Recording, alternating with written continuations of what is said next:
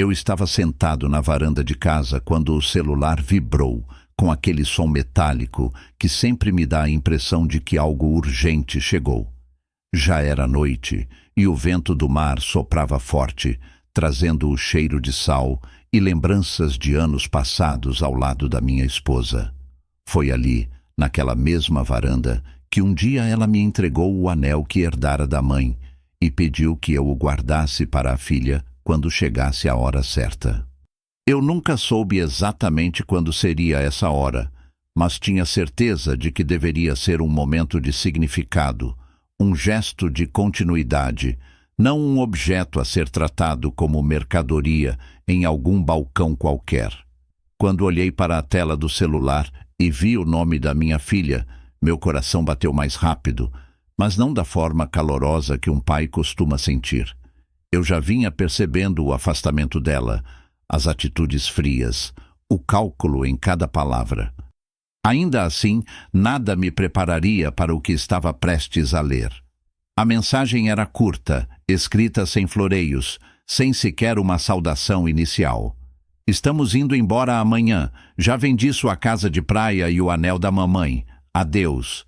Fiquei olhando para aquelas linhas como se as letras dançassem e se reorganizassem diante dos meus olhos. Minha primeira reação foi o silêncio. Não gritei, não chorei, não atirei o celular contra a parede. Apenas senti como se um vazio tivesse se aberto dentro de mim, profundo e gelado, um vazio que não vinha da perda material, mas da constatação de que minha própria filha havia escolhido me reduzir a um obstáculo, alguém de quem se livrar com uma mensagem. Era assim que ela se despedia? Era assim que encerrava uma vida inteira de dedicação, de noites em claro, de cada centavo economizado para que nunca lhe faltasse nada? Enquanto lia e relia a mensagem, uma lembrança me atravessou como uma lâmina fria. A última conversa séria que tivemos, meses atrás, quando ela insinuou que eu deveria pensar em vender a casa de praia porque, segundo ela, não fazia sentido um velho como eu ficar cuidando de tanto espaço sozinho. Eu desconversei na época, mas aquela frase ficou latejando na minha mente. A casa nunca foi apenas uma construção à beira-mar. Era o lugar onde ensinei meus filhos a nadar, onde comemoramos aniversários, onde a risada da minha esposa ainda parecia ecoar entre as paredes pintadas de branco.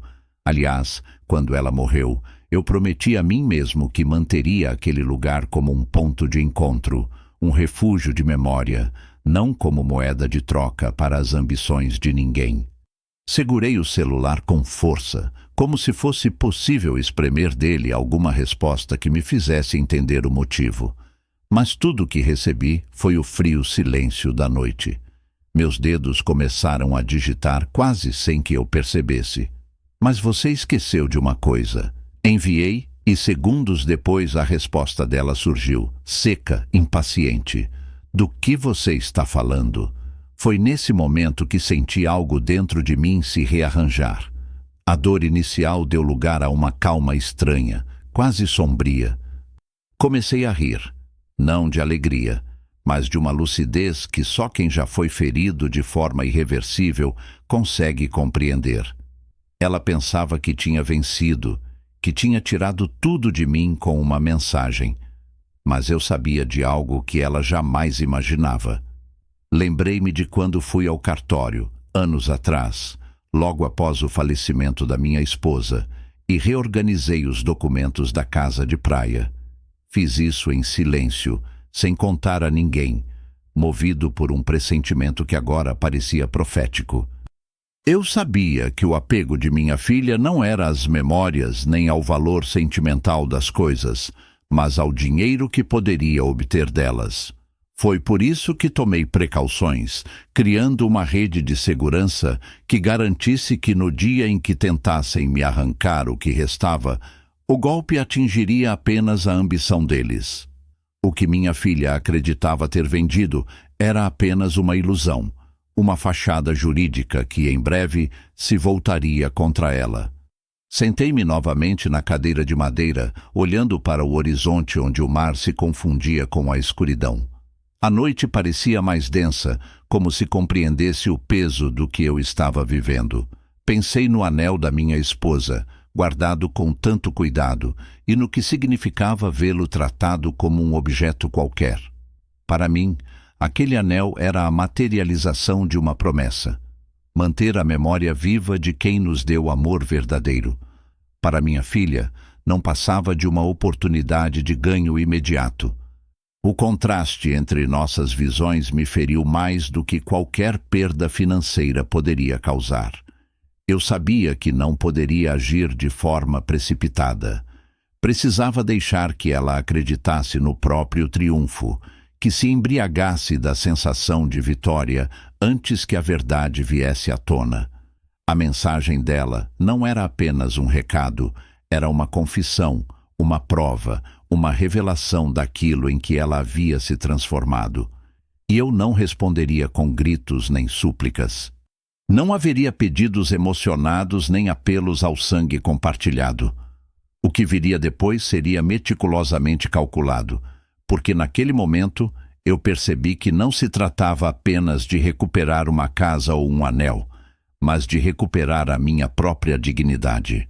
Enquanto fechava o celular e me levantava da cadeira, senti que o vento do mar batia mais frio, mas ao mesmo tempo carregava uma energia nova. Eu tinha sido golpeado no coração, mas não estava destruído. Pelo contrário, era como se a ferida tivesse despertado em mim uma clareza que eu não tinha há muito tempo. A mensagem que mudou tudo não foi apenas o anúncio de uma traição, foi também o início de uma virada que minha filha ainda não podia imaginar. Ela acreditava que tinha dado checkmate. Mal sabia que eu ainda tinha todas as peças em mãos e que o jogo estava apenas começando. Passei aquela noite sentado na mesma varanda onde tantas vezes contemplei o mar, com o celular ainda na mão, revendo as palavras frias e cortantes que minha filha havia digitado. Eu não consegui dormir. Não porque me faltasse cansaço, mas porque cada detalhe da mensagem parecia reverberar em mim como um eco que se recusava a morrer. O silêncio da madrugada foi meu único companheiro, interrompido apenas pelo barulho das ondas quebrando ritmadas, como se quisessem lembrar que o mundo seguia indiferente à dor de um homem que acabara de descobrir até onde podia chegar a ingratidão de sua própria carne. Ainda assim, dentro de mim não havia gritos, não havia lágrimas. O que se formava era algo mais profundo, uma espécie de anestesia lúcida que me permitia enxergar o que estava acontecendo sem me perder em desespero. Eu sabia que muitos, em meu lugar, teriam se levantado de imediato, procurado advogados, chamado a polícia, enfrentado a filha em um acesso de fúria. Mas não.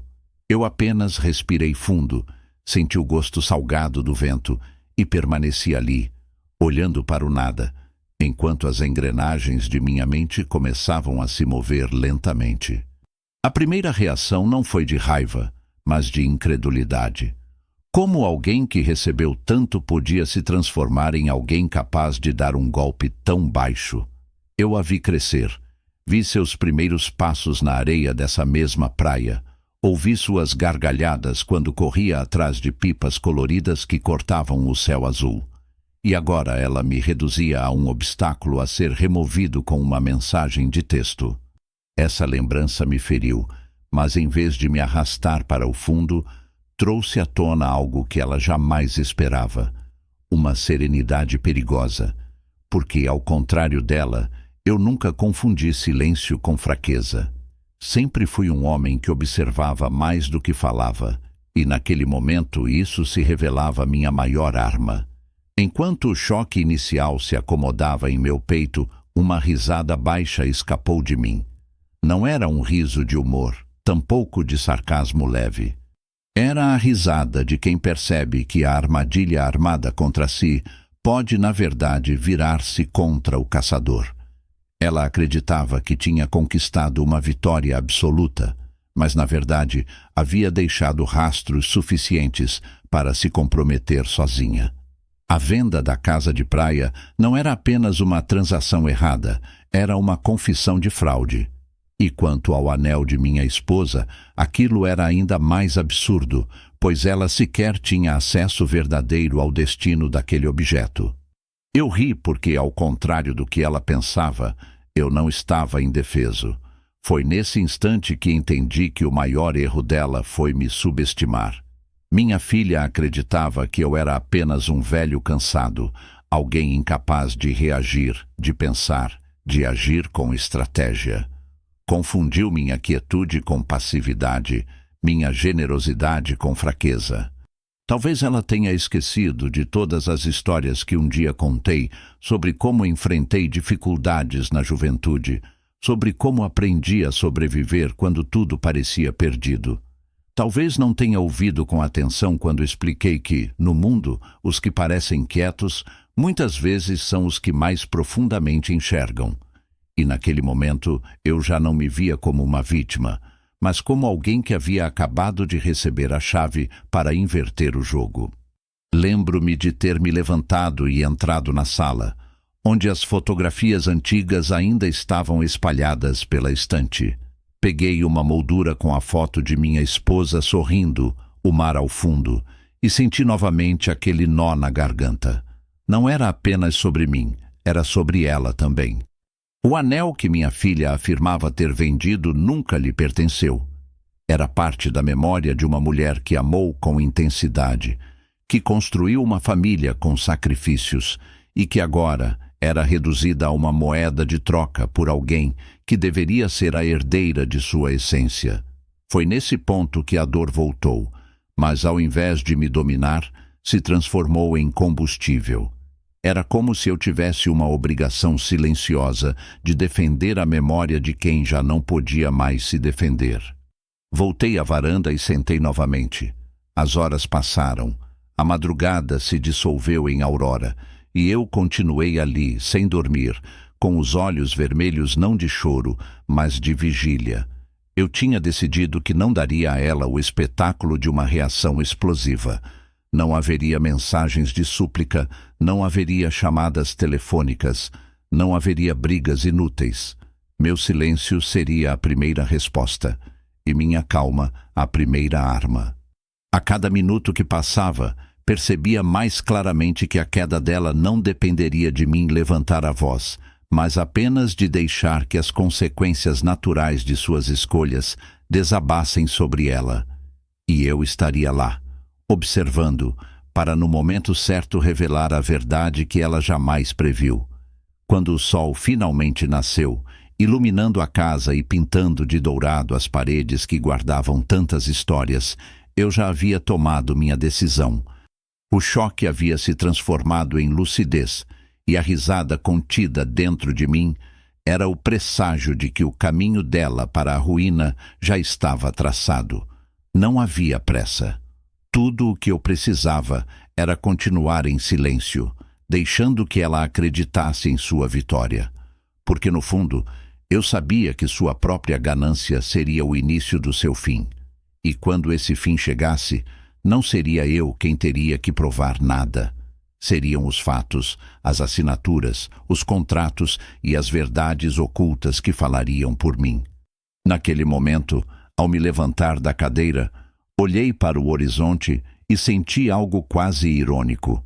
Nunca pensei que seria uma mensagem de texto, tão banal e comum, que revelaria com clareza quem realmente era minha filha. E nunca pensei que seria justamente esse choque, ao invés de me destruir, que me devolveria a força e a clareza que eu acreditava ter perdido com a idade. Agora, o jogo havia começado, e a peça mais frágil no tabuleiro não era eu, mas ela. O dia amanheceu com uma claridade que entrava pelas frestas das cortinas, como se tivesse pressa em revelar segredos guardados. Eu caminhei pela casa em silêncio, ouvindo o ranger do assoalho antigo que parecia sussurrar lembranças de uma vida inteira. Cada objeto, cada móvel, carregava a presença de uma história, de uma conversa, de uma risada. A cozinha ainda tinha marcas invisíveis das manhãs em que minha esposa preparava café, enquanto a filha corria pela sala atrás de um brinquedo qualquer. A casa de praia, o coração de tantas memórias, era um prolongamento desta. E, ironicamente, era justamente ela que minha filha acreditava ter vendido como se fosse uma simples mercadoria. Mas, naquele instante, eu sabia que a ilusão dela estava prestes a se transformar no próprio veneno que a derrubaria. Eu não tomei essa decisão de proteger a casa por capricho. Anos antes, quando percebi as mudanças de comportamento da minha filha, aquele olhar frio e calculista que sempre se voltava para o valor das coisas e nunca para o significado delas, compreendi que precisava agir com antecedência. Havia herdado da vida uma lição dura. Quem não se previne, quem não se protege, acaba sendo esmagado pela ganância alheia. Foi por isso que, em um gesto silencioso, procurei um advogado de confiança, alguém que conhecia não apenas de leis, mas de discrição. Sentado no pequeno escritório dele, expus minhas preocupações e pedi que criasse uma blindagem para a casa de praia. O resultado foi um arranjo jurídico sólido, uma estrutura em que o imóvel deixou de estar vinculado diretamente ao meu nome, passando a compor um fundo, com cláusulas tão específicas que tornavam impossível qualquer tentativa de venda sem minha anuência direta. O mais irônico era que no dia em que assinei os documentos, senti um peso enorme sair dos meus ombros. Eu não imaginava que minha filha tentaria um golpe tão cedo, mas tinha certeza de que cedo ou tarde ela veria na casa mais cifras do que lembranças. Foi um alívio saber que, por mais que tentasse, ela jamais poderia mexer naquilo. Para ela, tudo parecia simples demais. Um comprador disposto, uma assinatura forjada ou uma ilusão de posse bastariam. Mas o mundo não é tão frágil quando se tem sabedoria para se antecipar. Eu sabia que, no momento em que ela tentasse finalizar qualquer negociação, a realidade jurídica se imporia como um muro intransponível. E essa seria a primeira rachadura em sua falsa vitória. Enquanto caminhava pela sala naquela manhã, acariciando a madeira da mesa grande que tantas vezes serviu de apoio para jantares familiares, pensei em como a vida às vezes é irônica. A filha que tantas vezes levou a mochila escolar até o carro, para quem comprei roupas, brinquedos e livros, agora me tratava como um entrave a ser eliminado. A ingratidão tinha um peso que sufocava mais do que qualquer perda material. No entanto, em meio a essa dor, havia um alento. Eu tinha sido mais cuidadoso do que ela jamais poderia imaginar. E agora, a armadilha que ela armou para mim se transformava em uma prisão que aprenderia a seus próprios erros. Eu conseguia visualizar o momento em que ela, cheia de confiança, chegaria para assinar papéis com os compradores, acreditando que estava prestes a colocar as mãos em um dinheiro que julgava seu por direito. Conseguia imaginar o sorriso frio que certamente esboçaria, talvez até celebrando a independência que conquistara ao se livrar do pai. Mas também conseguia imaginar, com uma nitidez quase cruel, a expressão que surgiria em seu rosto quando descobrisse que tudo não passava de fumaça, que ela nunca teve o poder de vender o que não lhe pertencia. Sentei-me novamente na varanda, olhando para o horizonte. O mar estava agitado, mas era justamente isso que me trazia serenidade, a certeza de que tempestades podem ser violentas, mas também passageiras, e que sempre deixam lições inscritas nas areias. Minha filha estava prestes a descobrir que não basta ter ganância, é preciso ter legitimidade. E ela não tinha nenhuma. A casa de praia nunca foi dela, nunca esteve ao seu alcance, porque eu me antecipei. O que ela acreditava ser uma jogada de mestre era, na verdade, um movimento vazio, fadado ao colapso. Eu não precisava correr, não precisava me desgastar. Apenas deixaria que a vida seguisse seu curso, que os advogados e os compradores descobrissem por si mesmos a impossibilidade do negócio. E quando isso acontecesse, não seria necessário levantar a voz, não seria necessário apontar dedos. A própria realidade falaria mais alto, escancarando a verdade. A risada contida da noite anterior voltou a ecoar dentro de mim, mas agora com ainda mais força. Eu já não estava apenas reagindo, estava vislumbrando o futuro. Era doloroso admitir que minha filha havia se transformado em alguém que tentaria destruir o próprio pai em nome do dinheiro. Mas era também libertador perceber que eu não estava indefeso, que a ingenuidade não fazia mais parte da minha vida. A casa de praia era um símbolo de tudo isso. Um lar de memórias, um bem protegido, uma armadilha invertida. Ela acreditava ter conquistado uma vitória, mas a verdade é que sua derrota já estava inscrita nas páginas do contrato que um dia assinei em silêncio. E assim, naquela manhã que parecia tão comum, eu compreendi que o jogo já estava decidido antes mesmo de começar. Minha filha havia apostado alto, mas apostou em algo que nunca teve. E quando o momento da revelação chegasse, seria impossível apagar o impacto da verdade. A casa de praia nunca foi realmente dela, e essa seria apenas a primeira de muitas descobertas que a levariam a encarar as consequências de sua própria ambição. O anel de minha esposa era mais do que uma joia. Era uma história condensada em metal e pedra, uma herança que não se media em quilates, mas em memórias. Eu me lembro vividamente do dia em que ela o recebeu de sua mãe, um instante em que 3 gerações de mulheres se uniram em um gesto silencioso de continuidade. Lembro-me do brilho discreto da peça, do jeito como ela girava a aliança entre os dedos sempre que estava pensativa, da forma como, em ocasiões especiais, o anel parecia carregar parte da luz do ambiente, como se guardasse em si um segredo que só ela conhecia.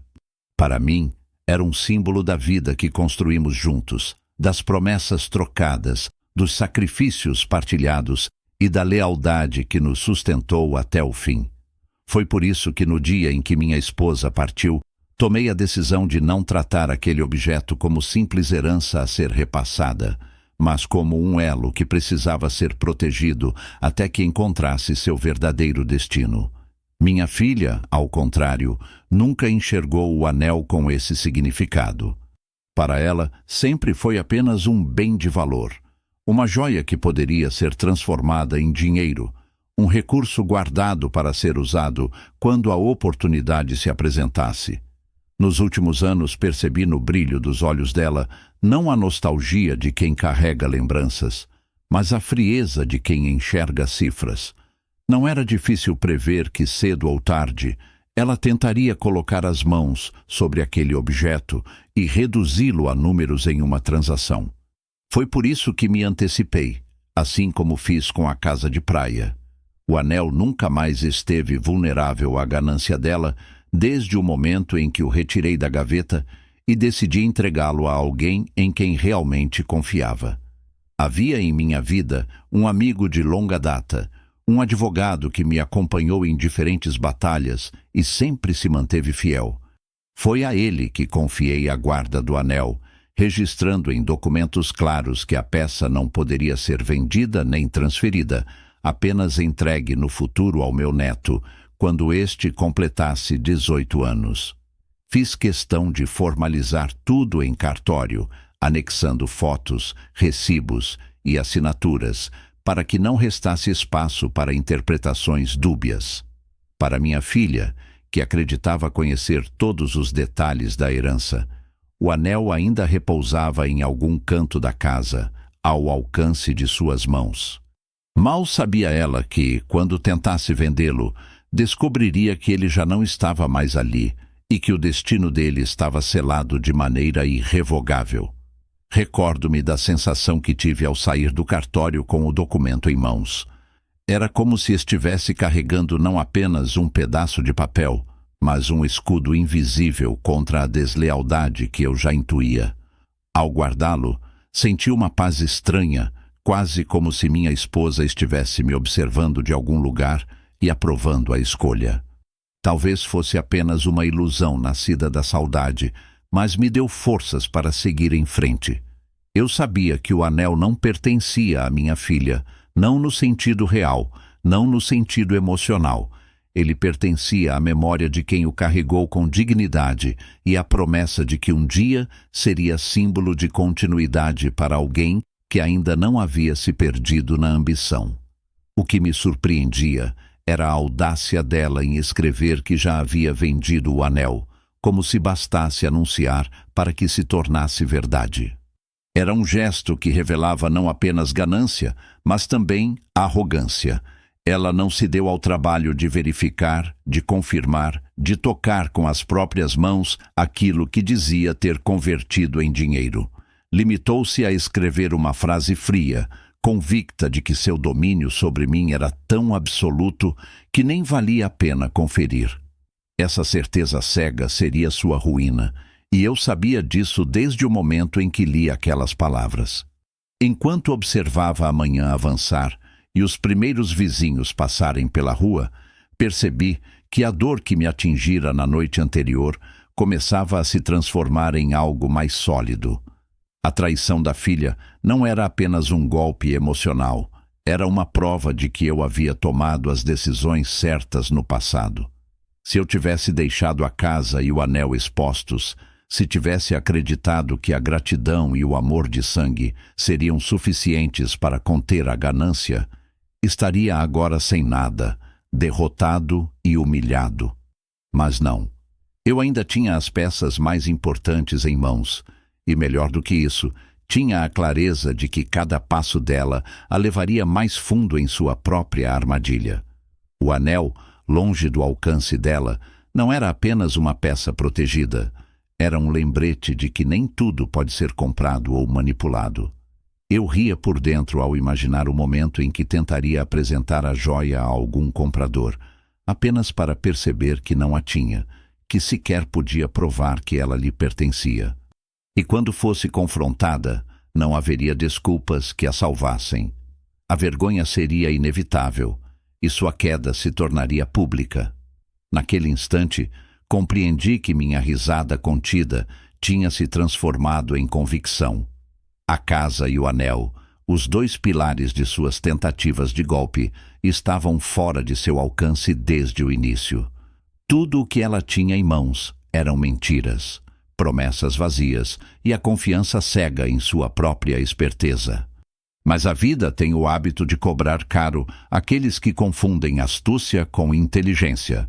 E dessa vez o preço seria alto. O anel que minha filha acreditava ter vendido nunca esteve em suas mãos para ser vendido. Ele já tinha outro destino, selado pelo amor e pela memória de quem realmente o merecia. E esse destino seria o que marcaria a diferença entre a queda dela e a dignidade que eu ainda mantinha. A cada minuto que passava, eu sentia mais claramente que não precisava correr, não precisava me justificar, não precisava implorar. Bastava esperar que as próprias engrenagens da verdade se movessem. O anel estava protegido, e junto com ele estava também a certeza de que por mais que minha filha tentasse me destruir, havia limites que ela jamais seria capaz de ultrapassar. A tarde daquele dia se desenrolou lenta, como se o tempo quisesse me dar a chance de saborear cada detalhe do que estava acontecendo. Eu permaneci em silêncio. Não respondi à última mensagem de minha filha. Não a confrontei, nem telefonei para perguntar onde estava ou com quem havia firmado negócios. Eu apenas a deixei acreditar em sua própria farsa, porque sabia que quanto mais segura de si estivesse, mais fundo cairia no abismo que ela mesma cavava. Ganância é um vício que não conhece limites, e minha filha havia se embriagado dela a ponto de não perceber os sinais evidentes de que caminhava para sua própria ruína. Eu conseguia imaginá-la naquela hora, sentada diante de pessoas que acreditavam estar comprando uma casa de praia invejável, ou um anel com história, falando com o tom calculado que ela sempre usou para impressionar. Talvez tenha inventado histórias sobre a urgência da venda, sobre a necessidade de cuidar de mim em minha velhice, manipulando a compaixão de estranhos para fechar negócios mais rápido. Essa sempre foi a habilidade dela, usar palavras como armas, moldando realidades frágeis que só se sustentavam até o confronto com a verdade. E eu sabia que esse confronto estava prestes a acontecer. O curioso é que, ao mesmo tempo em que ela acreditava ter me derrotado, eu já podia ver as rachaduras surgindo. Porque uma venda ilegal não se sustenta por muito tempo, porque compradores não aceitam enganos quando se trata de valores altos, porque a lei é implacável quando alguém tenta comercializar o que não lhe pertence. E ali estava a beleza sombria da situação. Eu não precisava mover uma peça sequer, não precisava intervir nem acelerar o desfecho. A ganância de minha filha era tão grande que ela mesma se encarregaria de acionar todos os mecanismos que aprenderiam. Lembrei-me das vezes em que tentei ensinar a ela que não se constrói nada sólido em cima de mentiras. Quando criança, ela tinha o hábito de inventar pequenas histórias para escapar de responsabilidades. E eu, acreditando que era apenas uma fase, dava broncas brandas, achando que a vida lhe ensinaria os limites. Talvez tenha sido um erro meu. Talvez eu devesse ter sido mais duro, ter mostrado que até mesmo pequenas mentiras deixam marcas. Agora, adulta, ela repetia o mesmo padrão, mas em escala muito maior, e não contra estranhos, mas contra o próprio pai. A vida, enfim, lhe mostraria o limite que eu não mostrei com firmeza. Naquela tarde, decidi abrir a gaveta do escritório onde guardava cópias dos documentos que provavam a estrutura jurídica da casa e o destino do anel. Ao folhear as pastas e ver os carimbos, os protocolos, as assinaturas, senti uma tranquilidade que poucas vezes experimentei.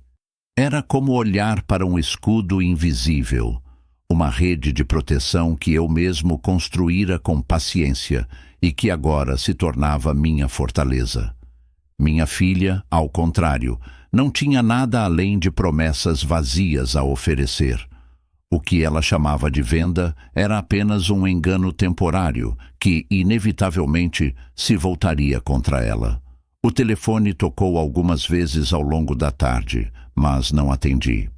Desconfiei que fossem ligações dela, talvez já enfrentando questionamentos dos compradores, talvez tentando me pressionar a confirmar algo que ela não podia sustentar sozinha. Decidi permanecer em silêncio, porque o silêncio naquele momento era a arma mais poderosa que eu possuía. Não precisava dizer nada. A realidade se encarregaria de falar em meu lugar. Cada segundo que passava era uma corda se apertando em torno da armadilha que ela mesma armara. Enquanto o sol se punha, espalhando tons alaranjados pelo céu, pensei em como o destino às vezes tem uma ironia cruel. Minha filha acreditava ter me tirado tudo, mas na verdade não tinha nada. Eu, que ela julgava derrotado, era quem estava protegido, amparado por precauções silenciosas que ela jamais desconfiou. Era como assistir a uma peça em que o ator principal não percebe que está caminhando para o próprio colapso, convencido de que a plateia aplaude, quando na verdade observa, em silêncio, o inevitável desmoronamento. Eu sabia que não seria apenas uma questão de dinheiro ou de contratos frustrados. Haveria também o peso moral, a vergonha diante de conhecidos, a frustração de se ver exposta como alguém que tentou vender o que não possuía. O impacto social seria tão devastador quanto o jurídico, porque não se ergue reputação alguma sobre alicerces podres. Minha filha, que tanto prezava pela aparência, que gostava de se exibir em jantares e festas, agora enfrentaria a pior das humilhações: ser desmascarada publicamente. E foi nesse ponto que percebi o verdadeiro valor daquilo que estava acontecendo. Não era apenas uma questão de justiça, não era apenas a retribuição pelo golpe que tentara me aplicar. Era a revelação clara e definitiva de quem ela havia se tornado, para que o mundo inteiro visse e para que ela mesma fosse obrigada a encarar o reflexo que sempre evitou. A armadilha da própria ganância é a mais cruel de todas, porque não é preciso que alguém a empurre. A pessoa corre sozinha em direção ao abismo, convencida de que está subindo. Quando a noite caiu e a casa mergulhou novamente no silêncio, fechei a pasta com os documentos e voltei à varanda. O vento trazia o cheiro do mar e eu pensei em minha esposa, em como ela se entristeceria ao ver a filha tão distante do que um dia sonhamos para ela. Mas também imaginei que, de alguma forma, ela aprovaria a calma com que eu conduzia aquele momento. Não havia gritos, não havia discussões. Havia apenas uma espera paciente pelo colapso inevitável de quem confundiu amor com oportunidade, família com propriedade, herança com moeda de troca. Sorri sozinho, não porque sentisse prazer no sofrimento alheio, mas porque finalmente compreendia que eu não precisava fazer nada além de esperar. A ganância de minha filha se encarregaria de tudo. Ela própria havia armado a armadilha que agora aprendia, e quando se desse conta, seria tarde demais para escapar. A madrugada seguinte se alongou como um véu pesado sobre a casa, mas dentro de mim havia uma calma que nem mesmo o vento incessante conseguiu perturbar.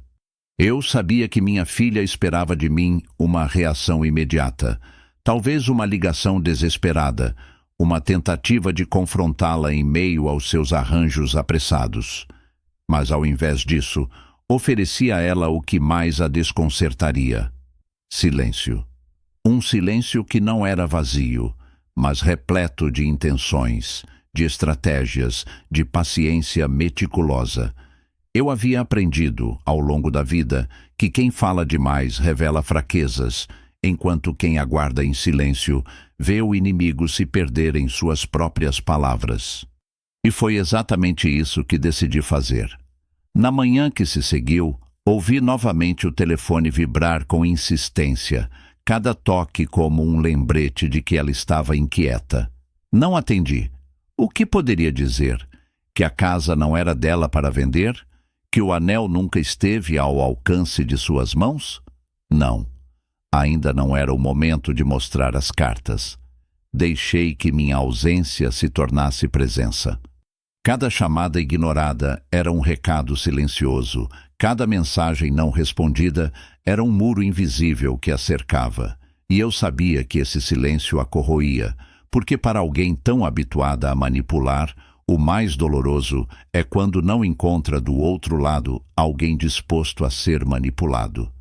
Enquanto isso, continuei com minha rotina como se nada tivesse acontecido. Fui ao mercado comprar frutas, conversei com vizinhos sobre banalidades, caminhei pela praia ao entardecer. Cada gesto comum era parte do meu teatro íntimo, porque eu sabia que em breve os desdobramentos do que ela havia feito chegariam até mim. E quando chegassem, eu estaria pronto, firme, sem a aparência de quem fora abalado. O silêncio, nesse período, não era passividade, era preparação. Naquele mesmo dia, enquanto tomava café, imaginei minha filha em meio às negociações com compradores já desconfiados, tentando sustentar uma mentira que escorria entre seus dedos. Talvez ela usasse justificativas rebuscadas, tentasse me envolver como se ainda tivesse algum controle sobre mim, mas cada palavra proferida por ela era apenas mais uma linha escrita em sua própria sentença. Eu podia quase ouvir o tom da voz dela, firme no começo, depois vacilante e finalmente carregado de nervosismo quando começassem a exigir provas. Era um filme que eu já conhecia e no qual não precisava atuar, apenas assistir. A cada hora que passava, percebia mais claramente a força da espera. Eu sabia que, em breve, alguém apareceria em minha porta, talvez um advogado dos supostos compradores, talvez a própria filha tentando desesperadamente que eu confirmasse uma história inexistente. E quando isso acontecesse, Não precisaria levantar a voz. Bastaria mostrar os documentos que guardava com tanto zelo. Não haveria espaço para discussões, nem margem para dúvidas. A lei falaria por mim, e o silêncio que mantive até aquele momento revelaria sua verdadeira potência. Eu não precisava gritar para vencer, bastava esperar o tempo agir em meu favor.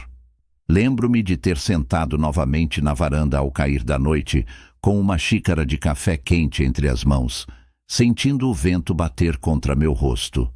O céu estava limpo e as estrelas, abundantes, pareciam me observar como testemunhas de que eu não estava sozinho naquela espera. Foi então que compreendi algo profundo. Minha filha não percebia que cada passo que dava em direção à ganância era, na verdade, um afastamento definitivo de mim. Ela acreditava que me punia, que me deixava sem chão, mas quem realmente estava se perdendo era ela. E isso era talvez a maior tristeza de todas. Ainda assim, eu não podia me deixar levar pela melancolia. A dor estava ali, inegável, mas tinha sido substituída por uma clareza quase cruel. Eu sabia que não podia salvá-la de si mesma, porque escolhera o caminho que agora a devorava. Tudo o que restava a mim era aguardar, como quem observa uma tempestade se formar no horizonte, sabendo que não há nada a fazer para detê-la, apenas abrigar-se e esperar que passe. O silêncio que mantinha era meu abrigo, meu escudo contra os ataques que certamente viriam. Nos dias seguintes, continuei nessa mesma postura. Atendi apenas ligações necessárias. Falei apenas sobre o essencial. E em nenhum momento toquei no assunto da mensagem. Se alguém me perguntava sobre a casa ou sobre minha filha, limitava-me a sorrir com um ar distante. Essa postura intrigava os outros e certamente desconcertava ainda mais minha filha, porque quem espera em silêncio transmite uma força que a pressa nunca alcança. Foi durante uma dessas manhãs que recebi uma notificação do banco confirmando movimentações estranhas feitas em meu nome, tentativas de acesso a contas que não lhe pertenciam. Sorri ao ver a mensagem, não por prazer, mas porque era a prova de que a rede estava se fechando. Cada tentativa dela era registrada, cada movimento deixava rastros, e em breve todos estariam diante de provas irrefutáveis de sua fraude. Eu não precisava denunciá-la, não precisava correr. Ela mesma estava cuidando de construir o processo que a destruiria. E assim segui, em silêncio, como quem acompanha o desenrolar inevitável de uma peça trágica. O silêncio, que muitos poderiam confundir com resignação, era, na verdade, a mais sofisticada das respostas. Eu não era mais o pai enganado, eu era o homem que esperava, paciente e implacável, pelo momento certo em que a verdade viria à tona. E quando esse momento chegasse, não haveria espaço para desculpas ou manipulações.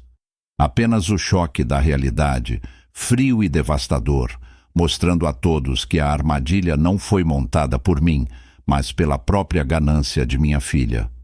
Assim, aprendi que a espera calculada é uma arte que poucos dominam, mas que, quando praticada, se torna mais letal do que qualquer ação precipitada. Eu não precisava agir, apenas esperar. E esse esperar silencioso, paradoxalmente, já era ação suficiente para garantir que, quando a queda viesse, seria total e irreversível. O tempo, paciente como sempre, mostrou-se meu aliado. Enquanto eu mantinha o silêncio que a corroía por dentro, as engrenagens invisíveis da lei e da realidade seguiam seu curso, e aos poucos as peças do jogo começaram a se encaixar de forma inevitável. Eu já sabia, desde o momento em que li aquela mensagem, que chegaria o instante em que tudo viria à tona. E quando finalmente ocorreu, não houve surpresas para mim, apenas para ela. Tudo começou com uma batida discreta na minha porta, uma tarde qualquer em que o sol se escondia atrás de nuvens pesadas. Abri e encontrei 2 homens de terno, seguidos por uma mulher de olhar firme, carregando uma pasta volumosa. Identificaram-se como representantes de um grupo que havia fechado um acordo de compra com minha filha. Vinham em busca de confirmação, exigiam esclarecimentos sobre a escritura e sobre o anel que, segundo eles, já estavam pagos em parte.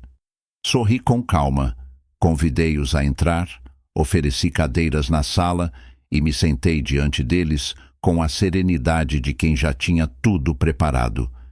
Enquanto eles falavam, pude sentir o nervosismo crescer em suas vozes. Era evidente que algo estava errado na transação, que os documentos que minha filha apresentara não tinham solidez. Eles queriam ouvir de mim, o verdadeiro proprietário, que tudo estava regular, que o negócio poderia seguir adiante. Foi então que, sem elevar o tom de voz, apenas estendi a mão para a gaveta do aparador e retirei uma pasta de couro. Coloquei-a sobre a mesa, abri lentamente e, uma a uma, mostrei as certidões, registros e escrituras que comprovavam o que eu já sabia. A casa de praia estava vinculada a um fundo, inacessível a qualquer venda sem minha assinatura, e o anel estava formalmente registrado como peça destinada a outro herdeiro, com cláusulas incontornáveis. Cada carimbo e cada assinatura eram como marteladas em um caixão que minha filha havia construído para si mesma. Lembro-me das expressões dos 3 visitantes. Primeiro, confusão, depois, incredulidade e, finalmente, indignação. Eles se entreolhavam, murmuravam palavras rápidas e, em seguida, começaram a recolher os papéis falsos que minha filha lhes entregara. Não precisei acusá-la de nada, não precisei sequer pronunciar o nome dela. Apenas fechei a pasta, guardei de volta no lugar e disse com calma: imagino que agora compreendam que foram enganados. O que foi oferecido não existe, e o que existe não pode ser vendido. A frase caiu sobre eles como uma sentença, e um dos homens com os punhos cerrados disse apenas: isso não vai ficar assim. Eu sabia que não ficaria, mas também sabia que não seria contra mim que eles voltariam sua fúria. Foi nesse momento que compreendi com ainda mais clareza a força da preparação. Minha filha acreditava que bastava apresentar documentos improvisados, uma assinatura forjada, um contrato mal costurado, para se apoderar de algo que nunca fora dela. Ela jamais imaginou que existiam camadas invisíveis de proteção, cláusulas criadas justamente para situações como essa. E enquanto ela acreditava que eu estava alheio, distraído, ou talvez já derrotado pela idade, na verdade eu estava sempre à frente, antecipando cada movimento, prevendo cada armadilha. Agora, quem caía na própria teia era ela. Os compradores se levantaram com pressa, despediram-se de forma seca e prometeram tomar providências legais. Eu apenas assenti, acompanhei-os até a porta e fechei-a com um suspiro de alívio silencioso. Não porque temesse por mim, mas porque sabia que o primeiro ato público da queda dela havia acabado de começar. Ela, que tanto prezava pela imagem de vencedora, agora enfrentaria acusações de fraude, cobranças, ameaças de processos. E tudo isso não por obra minha, mas pelo simples desenrolar dos fatos. Eu, mais uma vez, mantinha minhas mãos limpas, porque a verdade cuidava de fazer o trabalho. À noite, o telefone tocou. Era ela. Não atendi de imediato. Deixei que chamasse várias vezes, até que finalmente enviei uma mensagem curta. Os documentos falam por si. Não houve mais nada. Não precisei explicar, não precisei acusar. Apenas deixei no ar a lembrança de que eu não estava cego nem indefeso. O silêncio voltou a reinar, mas agora não era apenas meu. Do outro lado, certamente, havia desespero. Enquanto caminhava pela casa naquela noite, lembrei-me de minha esposa mais uma vez. Imaginei o quanto sofreria ao saber que a filha havia se tornado alguém capaz de vender memórias em troca de cifras. mas ao mesmo tempo senti que ela estaria orgulhosa por eu não ter perdido a compostura. Eu não agi com violência, não retribuí traição com raiva. Usei apenas a força do tempo, da paciência e da lei. E, no fundo, percebi que essa era a vingança mais cruel. Não levantar a mão, não gritar, não correr, mas apenas mostrar documentos que derrubavam uma ilusão inteira. Nos dias que se seguiram, os rumores começaram a circular. Amigos em comum me ligaram para comentar discretamente sobre a confusão que minha filha havia criado. Alguns me perguntavam se era verdade que a casa não podia ser vendida. Outros mencionavam que ela havia prometido o anel como garantia em negócios obscuros. Eu limitava-me a responder com frases curtas: "Está tudo registrado em cartório." Isso bastava para espalhar ainda mais a percepção de que ela havia mentido. E quanto mais eu me calava, mais os outros falavam. Foi então que percebi a dimensão real do poder daquele documento que ela desconhecia. Não era apenas uma escritura ou uma cláusula. Era a materialização da prudência, a prova concreta de que a verdade pode se tornar uma fortaleza inabalável contra a mentira. Minha filha, que sempre acreditou que podia controlar narrativas, agora se via encurralada por fatos que não podiam ser apagados. E cada nova tentativa de se explicar apenas a afundava mais, porque quanto mais negava, mais evidente ficava a fraude. Na solidão de minhas noites, olhava para o mar e pensava em como a vida pode ser irônica. Ela quis me destruir com uma mensagem de texto, mas foi uma simples pasta de documentos que a expôs diante do mundo. Ela quis apagar a memória de sua mãe vendendo o anel, mas foi justamente a proteção jurídica em torno dele que a marcou como desonesta. Tudo o que ela tentou virar contra mim acabou virando contra ela. E assim, sem precisar mover um dedo além de abrir uma gaveta, eu assistia à virada acontecer diante de meus olhos. Entendi naquele momento que a batalha não seria longa. O documento que ela nunca conheceu era a peça-chave que mudava tudo. Não havia mais volta, não havia como reverter. A partir dali, o que restava era o desmoronamento lento, inevitável, e eu apenas observaria, em silêncio, o peso da verdade cair sobre os ombros de minha própria filha. Os dias seguintes se desenrolaram como capítulos de uma peça inevitável, em que eu já conhecia o desfecho antes mesmo de as cortinas se abrirem. Minha filha, acostumada a manipular circunstâncias e pessoas, acreditava que seria capaz de contornar a situação com a mesma lábia que tantas vezes usou para se safar de pequenos deslizes. Mas desta vez não havia espaço para improvisos, não havia mentira capaz de sustentar o colapso que se aproximava. A notícia da fraude correu mais rápido do que eu poderia imaginar. Primeiro, nos círculos discretos dos compradores que se sentiram enganados, depois, nos corredores dos negócios, nas conversas de advogados e, por fim, nas bocas indiscretas de conhecidos e familiares que sempre tiveram uma queda por boatos. O que era segredo transformou-se em rumor, e o rumor em exposição. Eu não precisei levantar a voz, não precisei acusá-la diante de ninguém. Bastou que a verdade, sustentada pelos documentos, se tornasse pública. A cada conversa que chegava aos meus ouvidos, percebia o quanto ela estava acuada.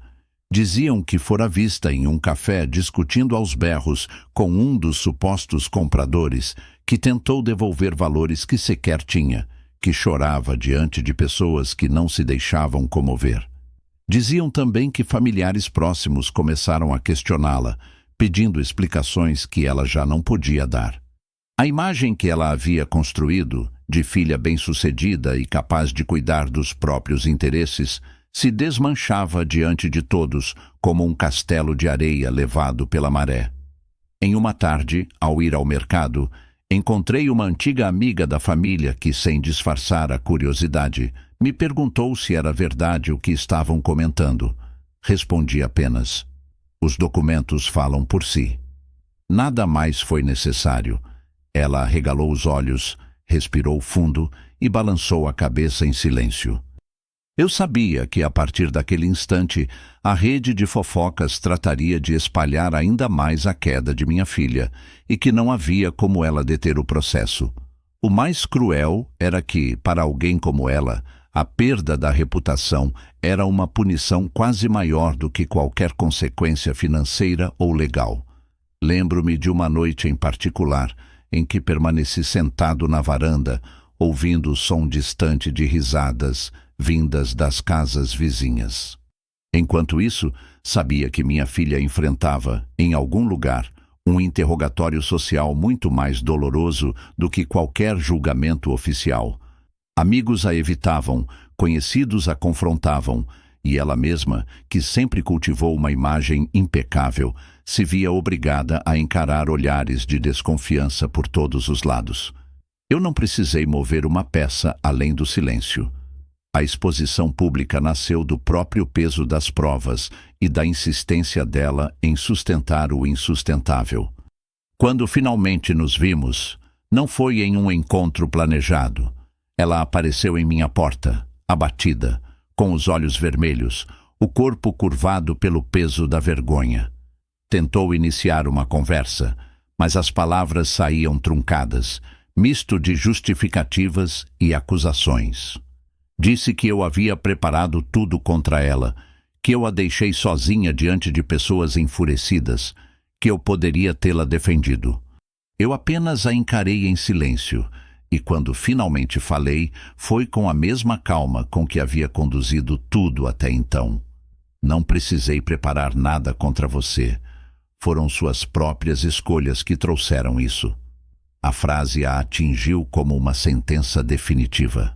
Ela tentou retrucar, mas não havia mais forças em sua voz. Depois daquele dia, percebi que a presença dela na cidade se tornou rara. Evitava lugares públicos, mudava de calçada ao encontrar conhecidos, e quando alguém a mencionava em conversas, era sempre no tom de quem fala de uma queda vergonhosa. Eu sabia que ela se corroía por dentro, não apenas pela perda do dinheiro que esperava ganhar, mas principalmente pela humilhação de ver sua imagem arruinada. A filha que sempre quis ser admirada agora era motivo de cochichos, e essa era uma punição que nem mesmo eu poderia ter arquitetado com tanta precisão. Ao longo de tudo, mantive minha rotina como se nada tivesse acontecido.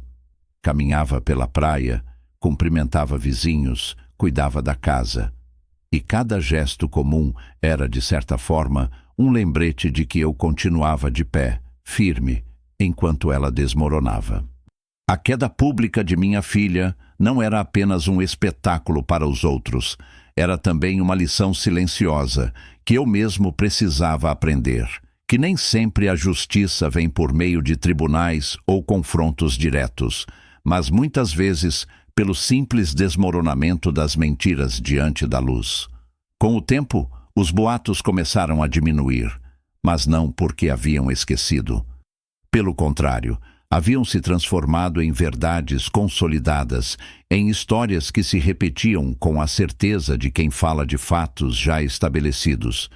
Minha filha se tornou, em silêncio, um exemplo do que acontece quando a ganância ultrapassa os limites do razoável. E eu, observando tudo de minha varanda, sabia que o processo ainda não estava completo. A exposição social era apenas uma etapa. O verdadeiro golpe ainda estava por vir, e seria aquele que não apenas destruiria sua imagem, mas também sua segurança financeira e suas últimas tentativas de se reerguer. E assim, enquanto as ondas quebravam na praia como se marcassem o compasso da queda dela, compreendi que a vingança mais eficaz não é aquela que se apressa, mas a que se constrói lentamente, revelando-se em camadas até que não reste nada além da ruína completa. A queda pública de minha filha foi apenas a penúltima curva antes do abismo, e eu estava pronto para assistir, em silêncio, ao mergulho final. As consequências não demoraram a se manifestar. porque, diferentemente dos boatos, que podem se dissipar com o tempo, os fatos têm a solidez de pedras e não se movem diante da vontade de quem quer que seja. Quando a queda pública de minha filha já parecia insuportável para ela, a maré seguinte veio ainda mais forte, trazendo cobranças formais, processos e portas que antes estavam abertas e agora se fechavam sem cerimônia. O grupo de compradores que se considerara enganado não se contentou em simplesmente cortar os laços. Eles iniciaram procedimentos legais, exigiram ressarcimentos, apresentaram queixas formais. Em poucos dias, ela passou de filha confiante que enviava mensagens frias para um pai a uma mulher cercada por advogados, papéis timbrados e intimações que batiam à sua porta como martelos implacáveis. Eu soube de tudo, não porque ela me procurasse para confessar, mas porque o burburinho se tornou impossível de ignorar. Os mesmos conhecidos que antes vinham perguntar se era verdade a suposta venda, agora vinham comentar, quase com pesar, sobre a forma como ela era arrastada de reunião em reunião, tentando desesperadamente apagar incêndios que não poderiam mais ser contidos. Disseram que perdeu credibilidade em seu ambiente de trabalho, que a notícia da fraude chegou aos ouvidos de superiores e clientes e que, como consequência, perdeu contratos, foi afastada de funções de confiança e passou a ser vista como risco em qualquer parceria.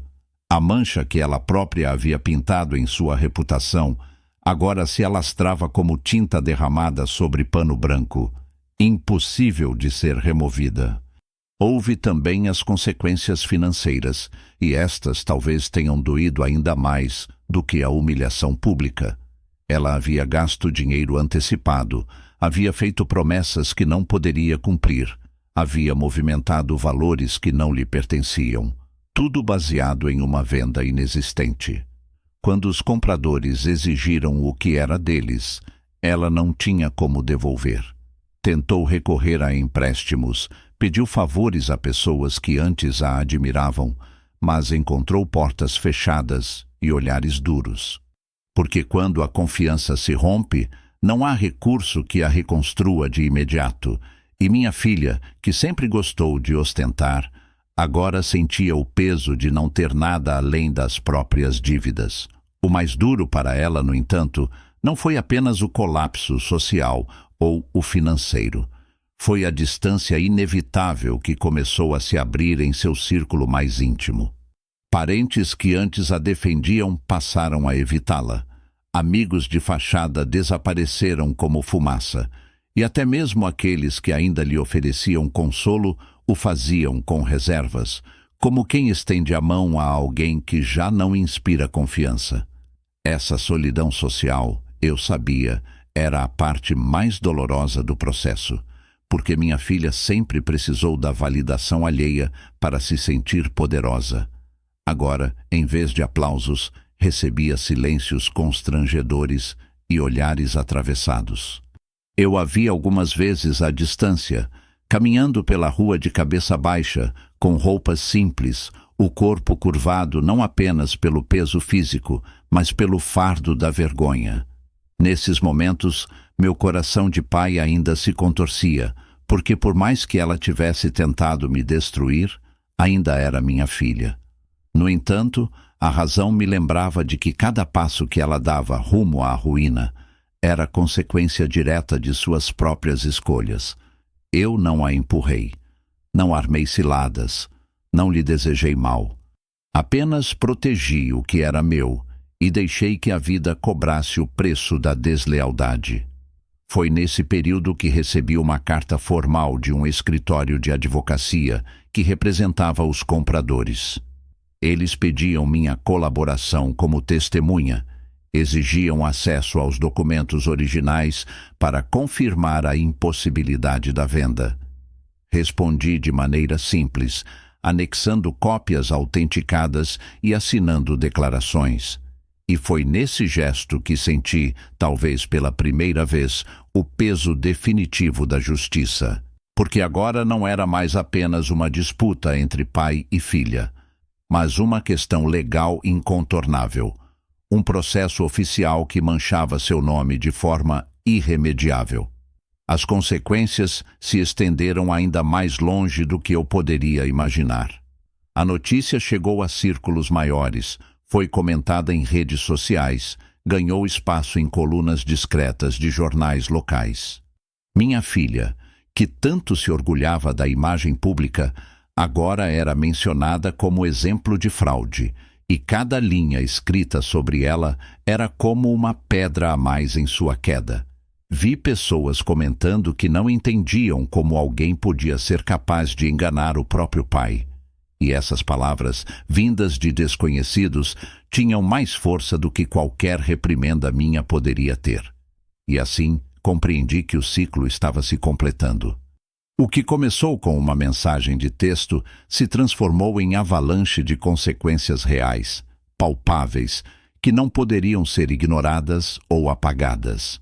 Minha filha agora enfrentava não apenas a desconfiança dos outros, mas também a própria incapacidade de lidar com a vida sem recorrer a mentiras. E, ironicamente, o que ela tentou arrancar de mim, a casa, o anel, a dignidade, continuava intacto, protegido, firme. Quem havia perdido tudo era ela. Eu me perguntava em noites silenciosas se haveria alguma chance de redenção, se ela conseguiria se reconstruir depois de tamanha queda. Mas essa não era uma resposta que me cabia dar. O que eu sabia era que as consequências reais já haviam se instalado em sua vida como um peso permanente, e que ela teria de conviver com elas, quer aceitasse, quer não. Para mim, restava apenas observar, com a serenidade de quem sobreviveu à tempestade, o desfecho inevitável de uma trajetória construída sobre a ganância e a mentira. E enquanto a maré voltava a se acalmar, eu sabia que ainda faltava o último movimento, o golpe final que encerraria essa história de uma vez por todas. Os meses passaram como se o tempo tivesse decidido caminhar com passos mais lentos, prolongando cada desdobramento daquilo que começou com uma simples mensagem de texto. Eu vi de perto o desmoronamento da vida de minha filha, mas mantive-me à distância, observando em silêncio, sem nunca intervir, porque aprendi que existem feridas que só se fecham quando são encaradas de frente, e nenhuma palavra minha teria o poder de impedir que ela enfrentasse o peso de suas próprias escolhas. A cada dia que amanhecia, eu caminhava pela casa de praia, pisando na areia ainda fria da manhã, e me lembrava das memórias que permaneciam vivas ali, intactas, como se resistissem à passagem dos anos e aos ataques de quem não soube valorizá-las. Eu me sentia, ao mesmo tempo, ferido e aliviado, porque, embora a ingratidão de minha filha tivesse me atingido profundamente, eu tinha a clareza de que não deixei que ela destruísse aquilo que representava o legado mais precioso da minha vida. O anel, guardado em segurança para o neto, permanecia longe das mãos dela, e a cada vez que eu me lembrava disso, sentia uma paz que não se compara a nenhuma vitória material, porque mais do que proteger uma joia, eu havia protegido uma memória, e proteger a memória de quem nos amou é, em essência, proteger a nós mesmos. A casa, firme sob o sol e o vento, era agora mais do que um bem protegido por documentos. Era um símbolo de resistência, um testemunho silencioso de que a prudência e a paciência vencem a pressa e a ganância. Enquanto minha filha se debatia nas consequências de suas ações, eu caminhava pelos cômodos como quem revisita capítulos de um livro já lido, sabendo que, apesar das tentativas de apagá-las, aquelas páginas continuariam sempre ali.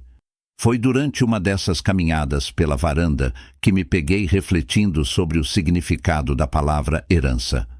Durante muitos anos, acreditei que herança era o conjunto de bens, de propriedades, de objetos que deixamos para aqueles que ficam. Mas depois de tudo que vivi, compreendi que a verdadeira herança não se mede em cifras nem em escrituras. A verdadeira herança está nos valores que transmitimos, nas memórias que cultivamos, nas lições silenciosas que deixamos marcadas no coração daqueles que realmente se importam. Minha filha, infelizmente, rejeitou esse tipo de herança, preferindo a ilusão de poder imediato, de riqueza fácil. Mas ainda havia esperança no futuro, porque meu neto, ainda jovem, receberia não apenas o anel de sua avó, mas também a oportunidade de entender que certas coisas não podem ser compradas nem vendidas. Eu sabia que um dia ele me perguntaria por que o anel estava em suas mãos e não nas da mãe. E nesse dia eu contaria a história, não como um relato amargo, mas como uma lição de vida. Explicaria que houve uma escolha, que houve uma traição, mas que no fim o amor verdadeiro e a memória permaneceram intactos. Contaria que sua avó usava aquele anel como símbolo de fidelidade e sacrifício, e que agora caberia a ele decidir se honraria ou não esse legado. Porque a verdadeira herança não é o objeto em si, mas o peso da responsabilidade de carregar algo que pertenceu a uma história maior. Minha filha continuou a viver, embora em ruínas, afastada de muitos que antes a cercavam. Eu a via de longe. Às vezes cruzava com ela em momentos breves, e embora ainda fosse capaz de despertar em mim uma pontada de dor, já não havia rancor. Eu a tinha perdido muito antes da mensagem que enviou, mas foi naquele instante que percebi que não se perde alguém apenas quando vai embora fisicamente. Perde-se quando o amor é trocado pela ganância, quando a verdade é substituída por mentiras. Ainda assim, eu escolhi não carregar ódio, porque percebi que a maior vingança já havia se cumprido. Ela estava sozinha com o peso de suas escolhas, enquanto eu permanecia em paz, guardando o que realmente importava. Os vizinhos, aos poucos, deixaram de falar sobre ela, mas sempre que alguém tocava no assunto, eu repetia a mesma frase: o tempo mostra quem realmente somos. E essa frase, embora simples, carregava em si todo o caminho que percorremos. Não precisei denunciá-la, não precisei me expor em discussões. O tempo, aliado aos documentos, à prudência e ao silêncio, fez todo o trabalho. E quando a poeira baixou, eu ainda estava aqui, firme, enquanto ela aprendia, da forma mais dura possível, que não se constrói nada sólido em cima de enganos. No fim, percebi que a vida me deu algo que minha filha não conseguiu enxergar: a oportunidade de viver em paz, de contemplar as ondas do mar sabendo que o que realmente importava não poderia ser arrancado de mim. A casa de praia e o anel eram símbolos, mas o que permanecia de fato era a certeza de que eu havia protegido não apenas bens, mas valores, memórias e dignidade. Essa era a herança que eu deixaria, não apenas para o neto, mas para qualquer um que viesse depois. A prova de que a paciência e a firmeza podem vencer a ganância mais cruel. Assim, encerrei essa história dentro de mim, não com gritos nem com lágrimas, mas com a serenidade de quem sobreviveu. Minha filha acreditou que podia me destruir com uma mensagem, mas tudo o que conseguiu foi se afundar no próprio veneno. E eu, no silêncio das noites em que o vento do mar trazia de volta a lembrança da voz de minha esposa, sabia que não estava sozinho. Porque no fim, a verdadeira herança é essa: a certeza de que a memória dos que nos amaram continua viva, intocável, e que nenhum gesto de traição é capaz de apagar o que foi construído sobre amor verdadeiro.